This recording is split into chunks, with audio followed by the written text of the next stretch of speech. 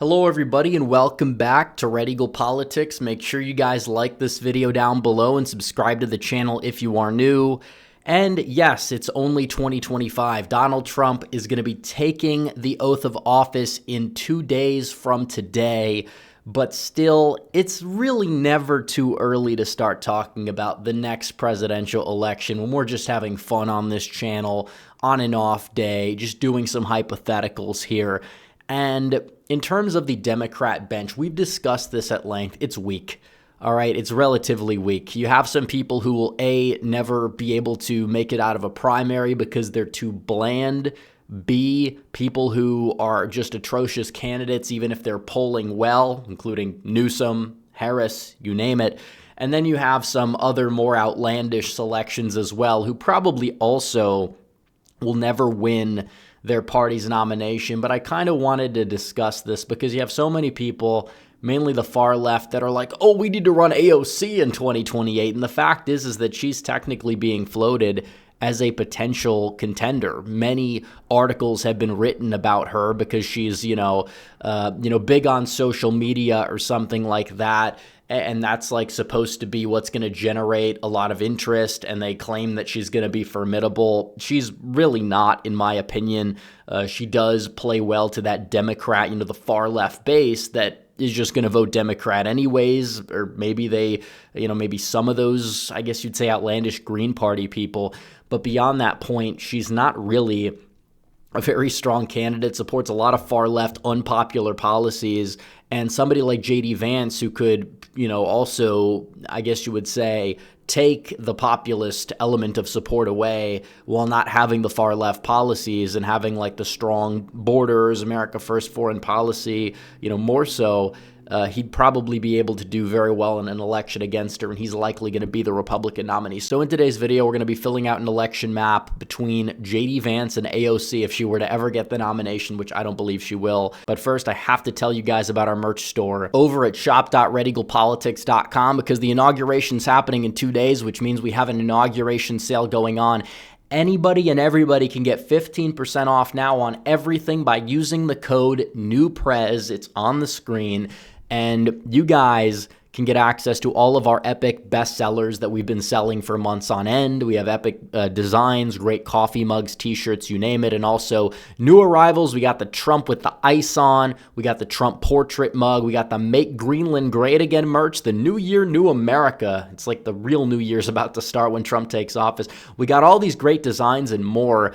I'd encourage you guys to check it out at shop.redeaglepolitics.com. The link will be in the description and pinned comment down below because the store's only going to be around for a week. It's going to go away for a while for good, for real. So encourage people to, while they can, check out the merch store at least. The link will be in the description and pinned comment down below, as is tradition. And we're also going to fill out this map as well between J.D. Vance and Alexandria Ocasio-Cortez. She's kind of been quiet lately. She made a lot of waves back in like 2019. But, she said a lot of things that are just going to be playing wall-to-wall coverage. She's somebody that's woke. They're trying to say, she's like this, she's moving away from that. No, she's not. I don't know who genuinely believes that. She supports policies that are economically not that popular, even if they sound good on paper. And when it comes down to it, J.D. Vance, is intelligent enough to provide solutions that can kind of, I guess you would say, counter that effectively. Overall, he'd do very well in this election. He would win every state that Trump won by 10 points or more, plus Maine 2nd District, in my opinion. This would just display the Democrats giving up the election per se, especially because I don't think she'd do too well with donors. So you have California, Oregon, Washington. Yeah, she'd do well there. Even Colorado. I think she'd win by 10 or more. Massachusetts, Maryland, D.C., obviously. The state of Vermont, I think she would win. Obviously, she'd do very well in Vermont. She'd win Maine's 1st District by 10 points or more. And I think Hawaii, but I think that that's pretty much it for the safe column. I really do. I think Vance would go out there and he'd win Arizona by over 5. I really do. I think Nevada, that one probably by just over 5. Arizona closer to 10, in my opinion. Vance is somebody I think against a far-left candidate could go out there and win Pennsylvania by more than 5, as well as North Carolina. I really do. Some people will say that's outlandish. But if you look at the popularity overall of her policies, her weak on crime policies, some of the wacky things she said overall, it's not going to play out too well. It's really not. She had more of a foot in the door with the whole Green New Deal stuff than even Kamala Harris did. That didn't really play out too well for Kamala Harris in Pennsylvania. It'd be even worse for AOC. Maybe you could say younger enthusiasm, but J.D. Vance also, plays well to the younger base. And then you look at states like Illinois. I think Illinois, Delaware, Rhode Island, Connecticut would vote blue, but they would vote blue by less than 10 percentage points as well. So 5 to 10 points in that direction. I think that in terms of the lean states, I think Michigan would vote for Vance by over 2. He's from the Midwest, has a lot of Midwestern appeal. Wisconsin, she'd do well in Washtenaw County, Dane County, Madison, Ann Arbor, the far left bastions. But in the rurals and the more suburban, exurban places, Vance probably makes more inroads in places like Michigan or Wisconsin. I think he wins Georgia by a lean margin, despite certain parts of Atlanta moving to the left in recent years. Mainly the Atlanta metro. The southern suburbs have grown quite a bit, and they're not helping Republicans out.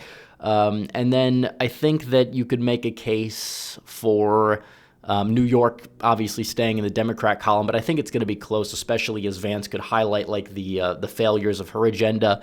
And I think AOC, we see how the far left candidates typically do in Nebraska second. Not well. I think Vance would take Nebraska second, in my opinion. And I think that for some of these other states, I think most of them would go for Vance, but I think Maine at large would go. I think New Hampshire would also go, just because Vance has more of an Ivy League appeal as well as a middle America appeal. And against somebody like an AOC, I think he could exploit that to his benefit.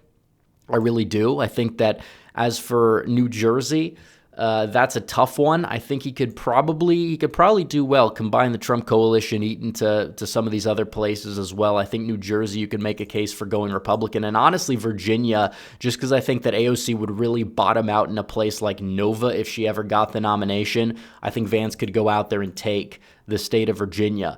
That leaves Minnesota and New Mexico. Now, actually, Minnesota is a very far left bastion. The far left has a very large ceiling in the state of Minnesota. You see that with Keith Ellison going out there and winning statewide races in the state. I think it'd be very close, but Minnesota's a weird state. They like the weird candidates, and AOC might be one of those types of people who might actually do better in the state of Minnesota than a generic type of Democrat if it's a good year for J.D. Vance. But obviously this just assumes neutral environment. AOC is just a weak candidate overall. We see that Democrats say, oh, we're going to run her. Mainly the grassroots Democrats think it's a good idea. It's no. And then you have the other type of people who are in the grassroots but are more pragmatic, and they want to run Andy Beshear. It's yeah, good luck getting out of the primary when you take somebody who, has a record that probably wouldn't play too well in a primary, for one. For two, the guy's just bland, and he's a nepo baby of sorts in politics. He's only governor of Kentucky because his dad was. That's how he won. He barely beat Matt Bevin, who's one of the most unpopular governors to ever exist in history. And an off-year election, he wins. It's okay, this guy's not the future of your party because he won a low turnout election, 2 of them to be exact. So you see that. That leaves us with the state of New Mexico. This one's tough. AOC might be able to stop the bleeding among Hispanics. I don't think that she necessarily would do even that much better with them than Kamala Harris would, honestly. I think she would probably do even a little bit worse, but I think she'd get enough liberal whites to turn out for her in the state of New Mexico to the point where she'd be able to go out there and win the state of New Mexico. So, right-wing populist versus left-wing, socialist / populist. It's clear who the winner is going to be every single time, especially when you have the far left who is also globalist and cucks to the establishment and the worst issues possible.